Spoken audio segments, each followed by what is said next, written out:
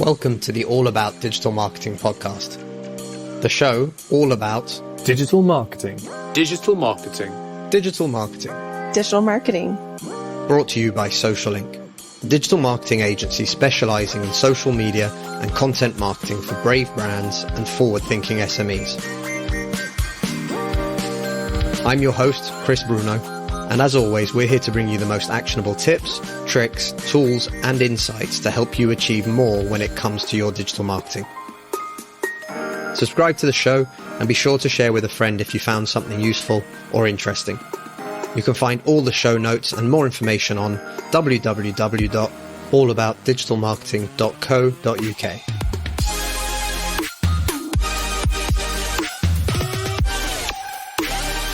Cheryl Tan, thank you very much for joining us today. Chris, thank you so much for having me on the show. It's an honor to be here.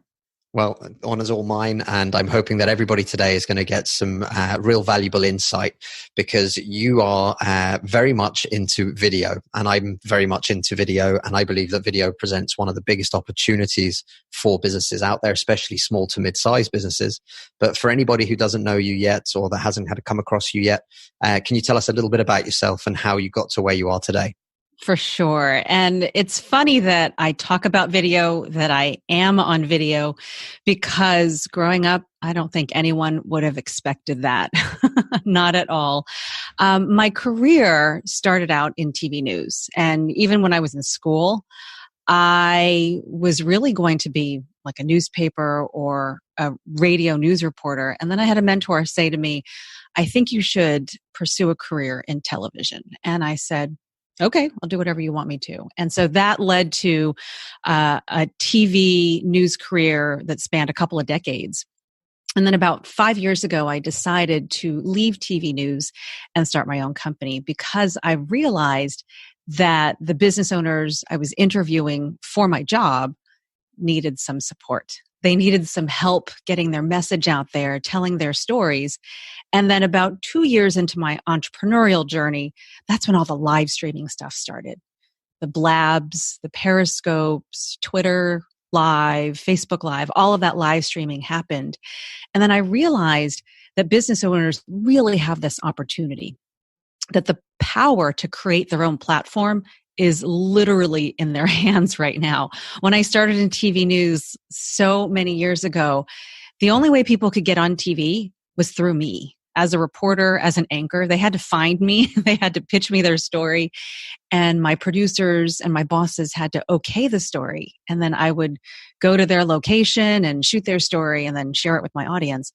But today, people, anybody, executives, entrepreneurs, my kids, they have the opportunity to have their own shows on YouTube, on Twitter, on TikTok even, whatever they want, to use the camera that they have in their hands. All my kids have cameras in their hands.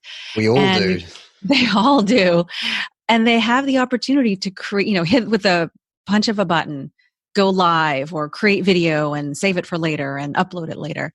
And so I really enjoy taking the skills that I've learned in the newsroom under deadline to teach entrepreneurs and people who really want to learn how to be more effective on camera. It is a really big shift, and I think the next generation, or possibly even your kids' generation, won't realize just how incredible it is to be able to pull your phone out and broadcast live online and do it there and then instantaneously with zero cost other than the actual phone itself. But like you said, we've all got one in our pockets or in our hands right now anyway. Well, it is exactly like that. My kids don't know any different. All they know is that they can go live, although they probably shouldn't, but they could go live. They see their friends do videos for TikTok, for YouTube. They certainly have YouTube channels. And it just seems like yesterday's lemonade stands are today's YouTube folks. Absolutely. And it is incredible. Like so we were talking about this just before I kind of recorded, and I think that's when I sort of said to you, actually, we should just jump in and get started. But, even starting an online TV channel 9 years ago, nearly a decade ago, the tech just didn't exist. We couldn't just live stream even hosting videos and stuff like that. Yes, of course, there was YouTube, but if you wanted to embed it and do other things with it and the way you wanted to sort of manipulate it was different. Internet speeds have changed everything.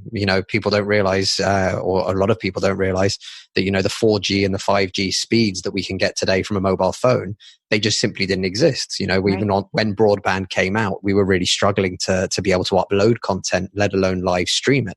So it has created this incredible opportunity. And I think it's also changed, and I'm wondering if you agree with me, it's also changed the consumption side of it.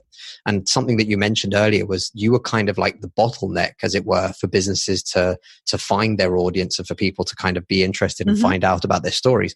But today, even the way we consume necessarily news or content programming online, TV, streaming services, everything's kind of changing. And do you think sort of the chicken and the egg kind of scenario is a bit of a catch-22, but how do you think they affect each other?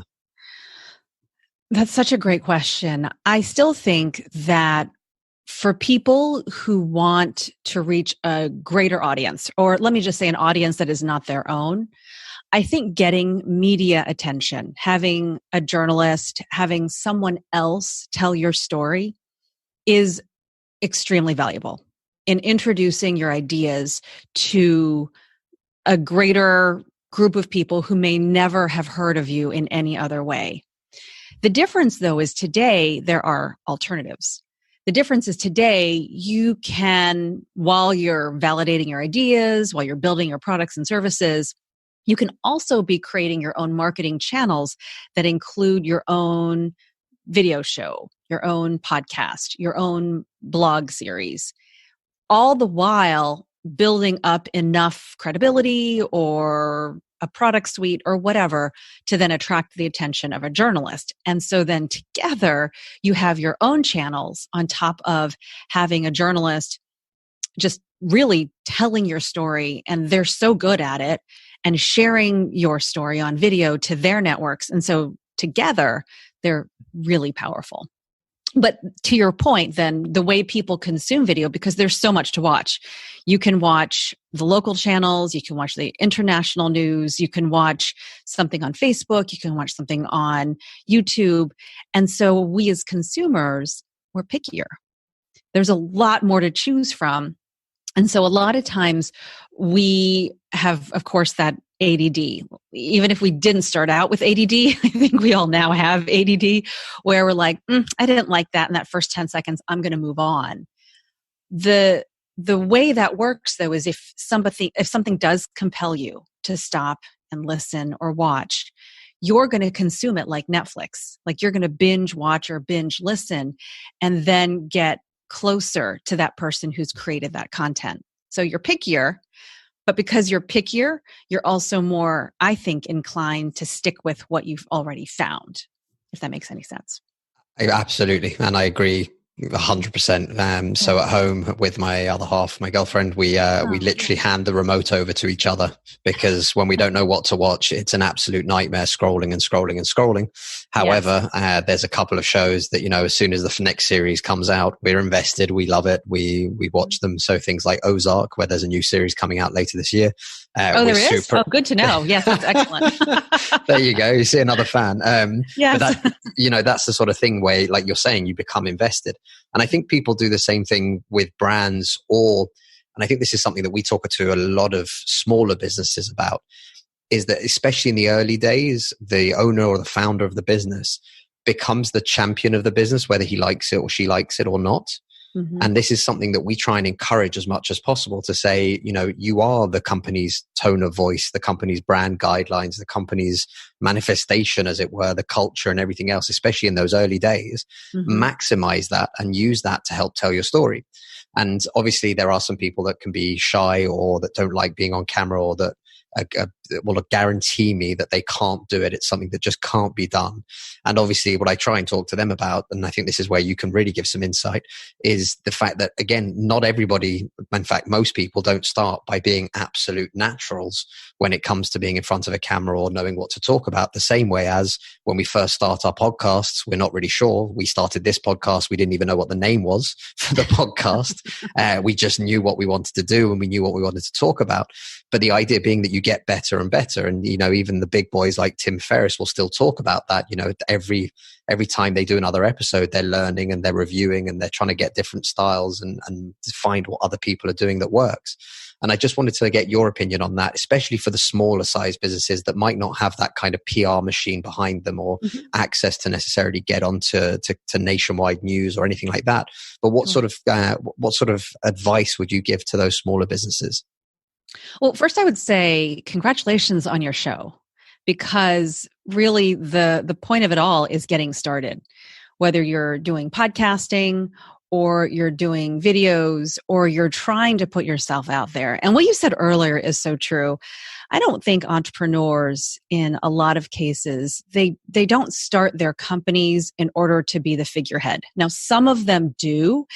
And we see plenty of examples of people who start their own companies who are ready, willing, able, and they definitely want to be in the spotlight and tell the world how great their company is.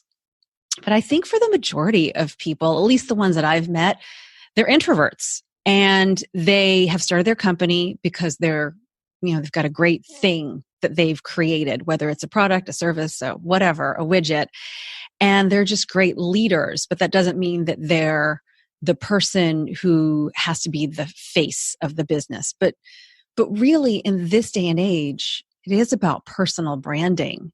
Even if you're the entrepreneur, even if you're the CEO, it's about connecting to that one person. If you're John Smith or Cheryl Tan or Chris Bruno, it's about having people know who you are and being able to articulate that. So I've had the honor, really, of interviewing thousands of people just over a news career where we have several news shows a day and we've got deadlines running and stories running multiple times a day. And so I've interviewed just thousands of people, some on the street who did not want to talk to me, some people who are celebrities who did. So all kinds of people. And, you get the variety of reactions to the camera. And I would say the majority hate it. The majority, even if they want their face and their name on TV, don't love the idea of being on camera. And, I've thought about this for a really long time, because for people who are public speakers who still hate the camera, that is confusing to me. But it is just the permanence of having your message on video for everyone to see. And especially now with the age of screenshotting and YouTube, anything can really live. But people are concerned, I think, about being overconfident, about telling their story in a way that makes them seem like everything is on them. And so what I really encourage people to do is, if they're trying to raise awareness of their business, so it's not necessarily them, they just happen to be the spokesperson for their company because they're the CEO. If they're trying to raise awareness of what it is they do, the services they provide, is really to focus on education. Because when a reporter is interviewing a subject, a CEO, a person who's got something to say, they're really asking questions, not so much about how great they are, but really about the service that their business provides, about the problem they solve, about what it is they've been able to accomplish for their clients, for their customers. And, really the hook of the story could be, why are they compelling? And so it's not necessarily the business owner himself or herself, but really it's about why there is such a focus on what it is they do. And so I think if we are able to relay that to the entrepreneur, to the introvert, then they really get the idea that it's not about them. which makes them uncomfortable. But it really is about how they're able to help the people that they help, who they love anyway. And if we can share that with them in that way, then it really sort of flips the switch and they really enjoy that conversation a whole lot more. Do you ever find that some businesses struggle to kind of be able to focus on those things because of the fact that internally they might not have such a strong vision and values kind of ethic? Mm-hmm. So it's too many businesses focusing, for example, on product or what they think is the ideal product in the world, but not necessarily remembering or focusing, like you're saying, on the really important stuff, the why they started, the who it was for, the what it was solving. Yeah. I think that those folks are going to have a difficult time. And I think they need someone, I think it sounds like you help them with that as well, to bring that out. Sometimes I think we all, as business owners, sometimes focus on the bottom line a lot, on the end result, on the widget, the product, the book, whatever. But at the end of the day, it is really about the people we serve. And sometimes it takes another party asking that question. So it could be somebody on your team. It could be you just saying, hey, really, what is the grander picture? What is the bigger picture? Are you really just selling a sponge or a ream of paper? Like what is really the point of it all? Because the journalist is not going to necessarily care if it's a sponge or a ream of paper, but they're more likely to be interested in your story if there is a story behind how that ream of paper or that sponge has helped people, their clients, do their work in a more efficient way, something like that. Yep, no, I agree completely. And it is something that we talk to a lot of people with. And what you've just mentioned there, when we talk about goals or vision or anything like that, we can very quickly tell the companies that have put some thought into it, no matter how big or small they are. And we've had this conversation with companies turning over millions of pounds a year. Mm-hmm. And when we started talking about objectives and what they're trying to achieve on social media and things like that, you can hear everyone kind of go quiet. And suddenly we'll sort of ask, well, are you achieving results? And they're like that, well, bottom line, and they'll talk about the financials or the sales or whatever else. And we'll be saying, well, hang on a second. So a bit of goal setting probably doesn't hurt a lot of businesses. And when it comes to video and content, I'm finding that there's a lot of brands out there that are doing something for the sake of doing something. And I'm not sure if you'll agree with me or not on this, but I find that that's really upsetting. And I say that obviously, I have a weekly podcast that I host and I love doing this because I get to have these amazing conversations. But online for the company, we do live videos. We talk about different things. We try and do them on a semi-regular basis. We did a challenge last year where we did 30 days of live to show businesses what sort of things you could talk about and, trying to encourage that aspect of being human and transparent and showing a little bit of what goes on behind the scenes, not just, buy my product kind of videos. Mm-hmm. And what we've kind of really struggled with is when we see a business that's doing this kind of content or creating this kind of machine that's just doing it for the sake of doing it. And that's something that I'd like to know if you've come across and also how you've kind of helped people to get past that. So I have a sister problem, I guess you might say, because I see that a lot, of course, as you do. And you wonder if people are just sort of checking the box. They sort of see everyone doing the social media thing or doing this on Instagram or this on Twitter. And they're like, okay, let me do that too, because it seems to be working for them. And, it just, I guess, makes sense in terms of follow the leader. Like if it's working for them, it's got to work for us. So I see that for sure. In the video world, the flip side of that is locally, we have a video production company. So people come to us to actually do videos for their companies. And sometimes I'll see people who come in and we do the work.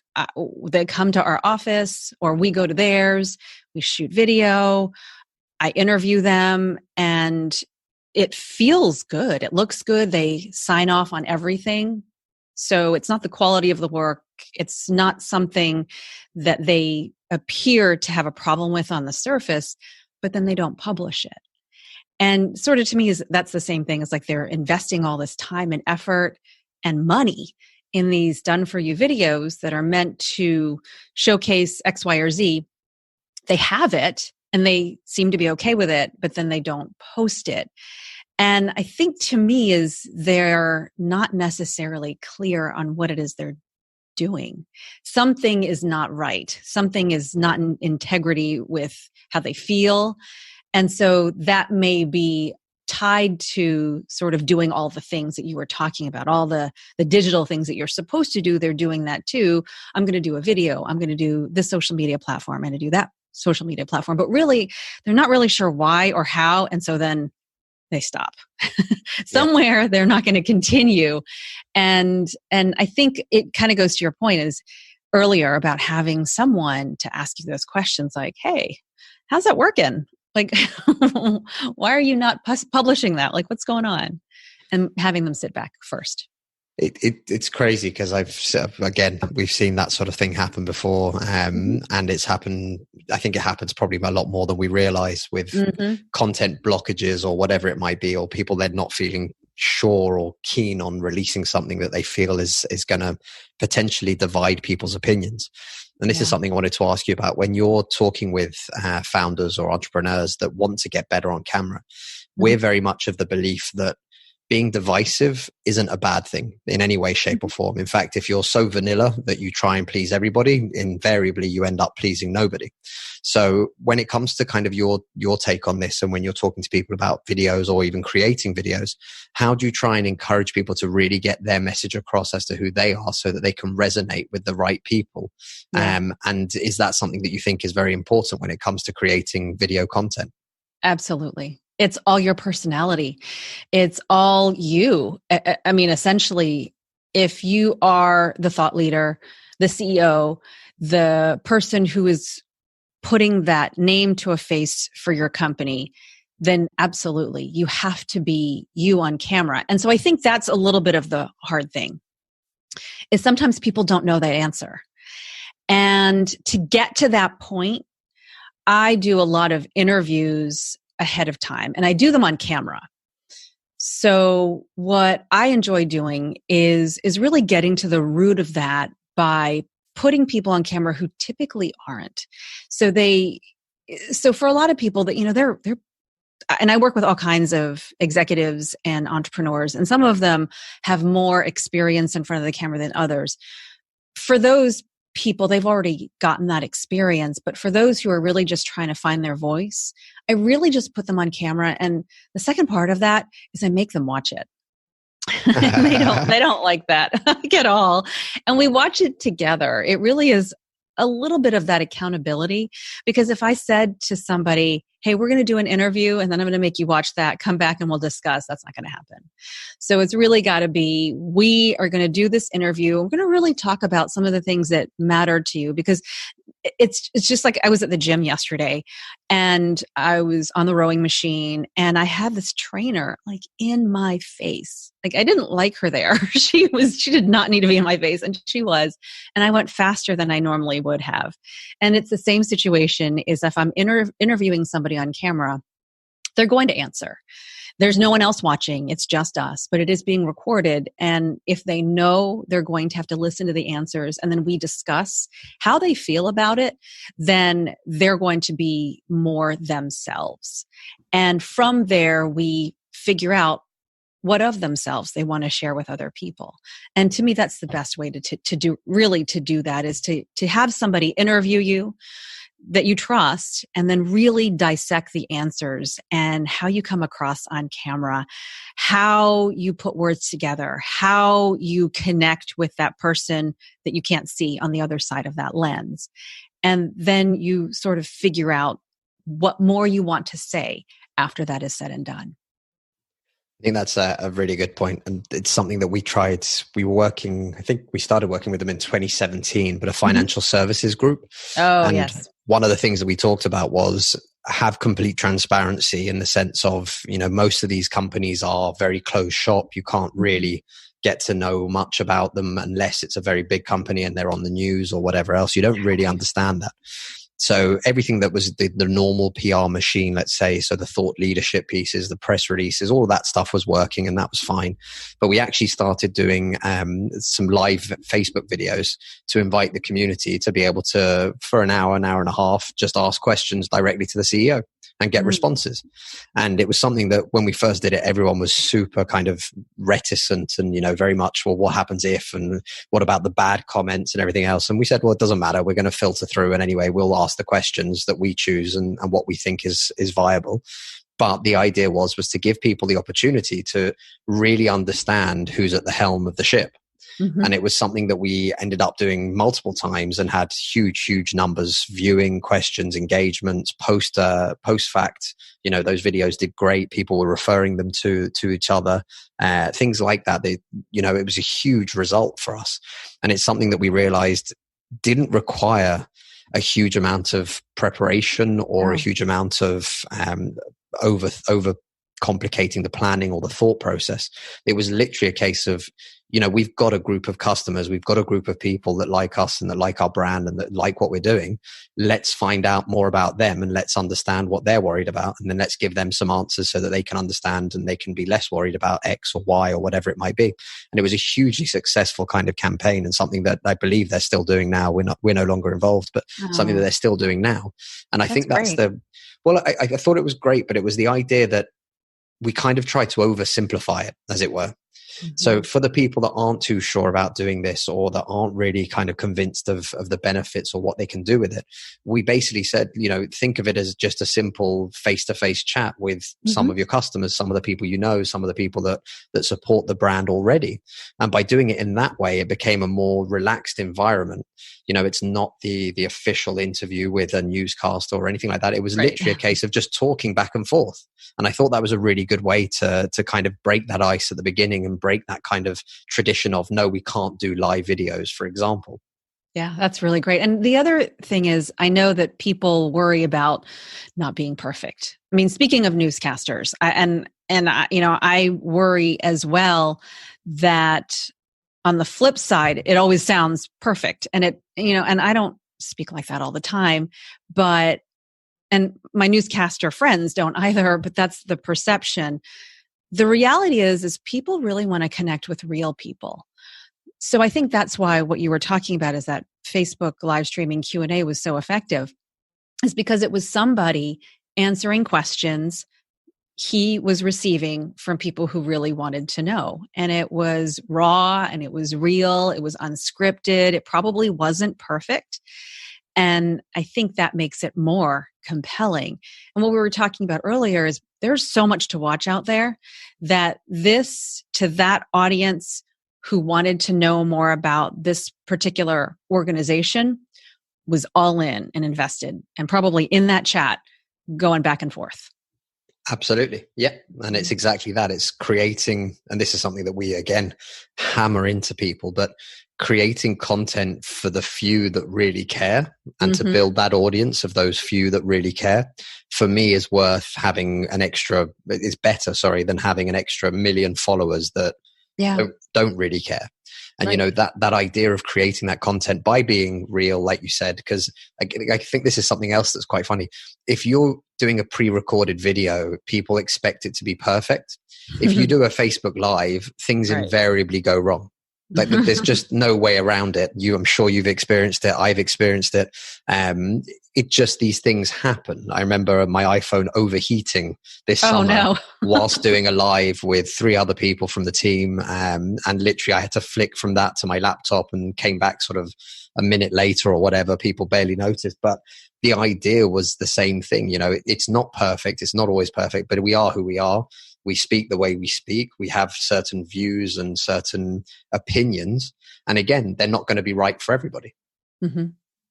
You're exactly right. And I think live streaming for so many, it is a really big barrier, like a really, really big barrier. But once they get over that, once they've done it a couple of times, they are all in. And so what I suggest for people who understand the power of live streaming, but are really worried about taking that next step, is just make yourself a secret Facebook group. Like include you and your other email address, or you and someone you like a spouse or a friend or somebody, and just go live in that group, because you still need the practice of going live before you'll do it for real. And then take that and run with it, because it's such a powerful way to connect with people. I agree completely. And again, the secret group is a great idea as well. You know, we have several test pages that we use where we're testing different softwares or equipment or anything else to make sure that everything does work. But again, you know, not being afraid to give it a go. You know, what's the worst that can happen? And if you really don't like the video, you can delete it. Which is always something that's very nice to remember as well. And especially in those early stages for smaller businesses. This is a good question for you. We were having a conversation with a business at WeWork Labs, probably just before Christmas. Mm-hmm. And when we were talking to them, they were sort of saying, you know, we're building the product at the moment. We're doing this, we're doing that. We've got all this stuff going on, as it were. And they said, when do you think we should start our marketing? And I said, you should have already started. Right. And their idea was, well, yeah, but we don't have a product. And I said, it's not about the product. It's about who you are. What are you trying to solve? What's the problem? Who's it for? What do they want to find out more about? What would they want to know about?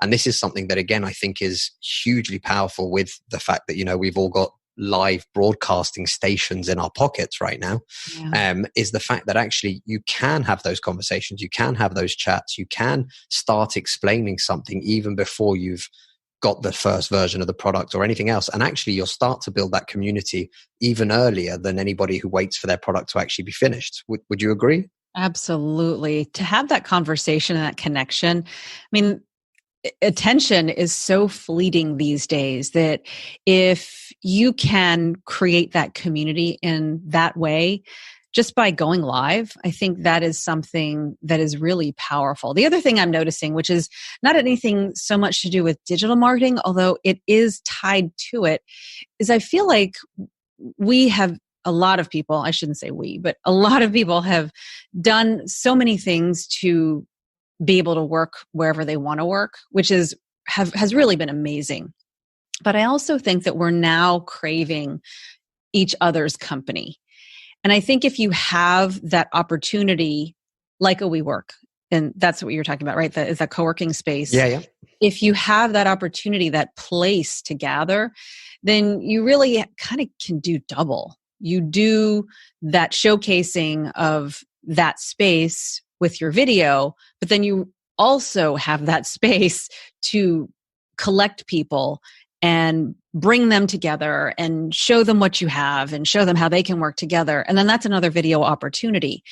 I just think that for so many years, some of us have just gone away from, quote, going into the office or going someplace, that I think now we're going the other way and we're wanting someplace to go.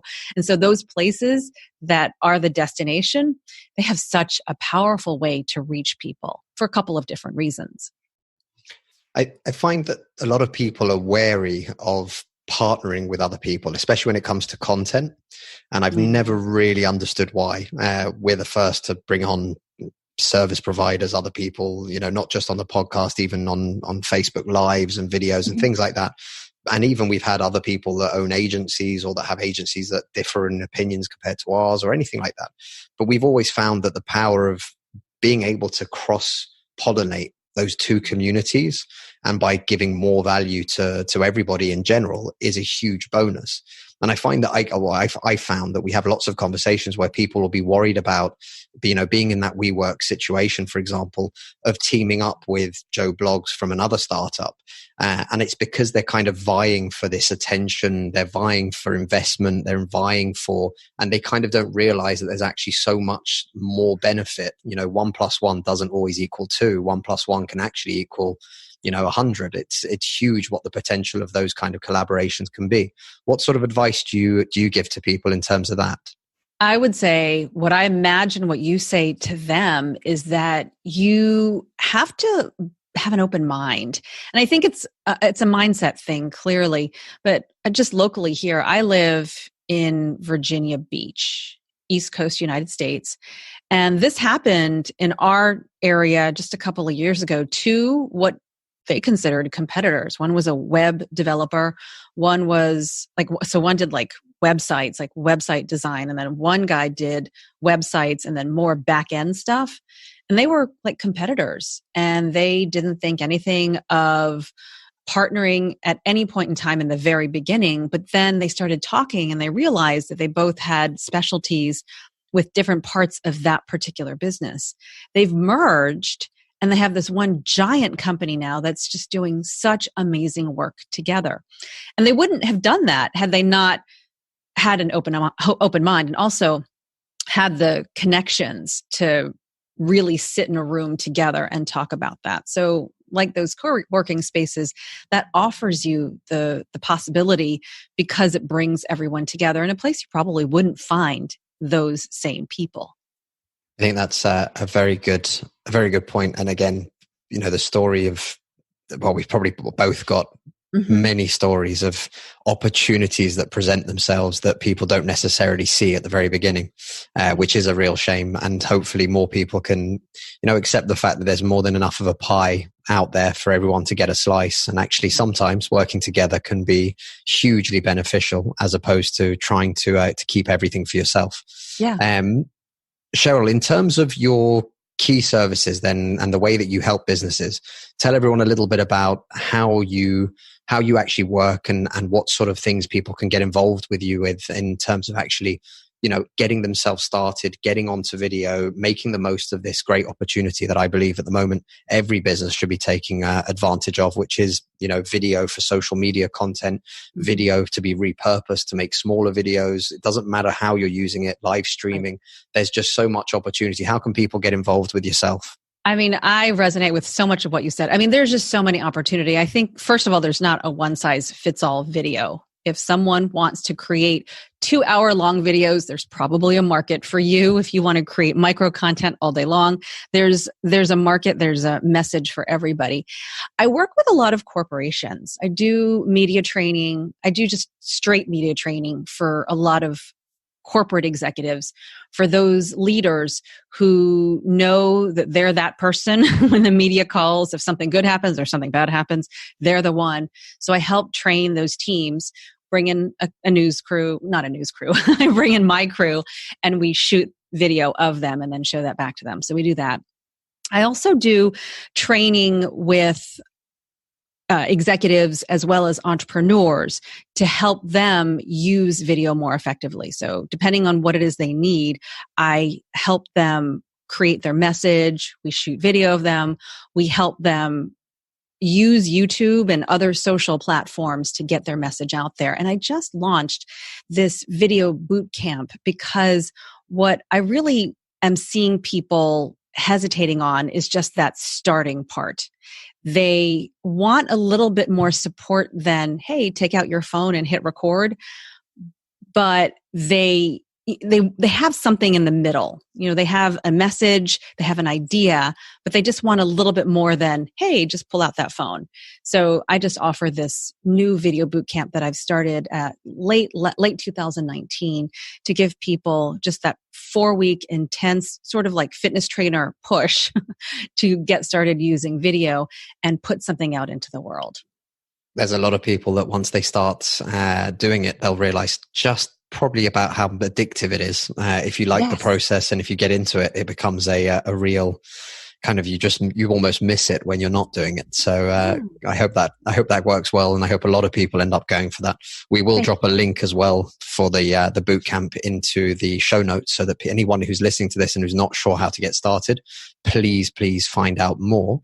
Cheryl, where's the best place for people to find you online? Oh, let's see. I feel like I'm everywhere. It does feel like I'm everywhere. I'm on LinkedIn, Twitter, Instagram, and Facebook, and it's Cheryl Tan Media in those places. Perfect. We'll add the links as well to the show notes. Cheryl, thank you very much. I think that both of us could probably talk for another couple of hours on the benefits of video, but for everybody listening, we'll call it there.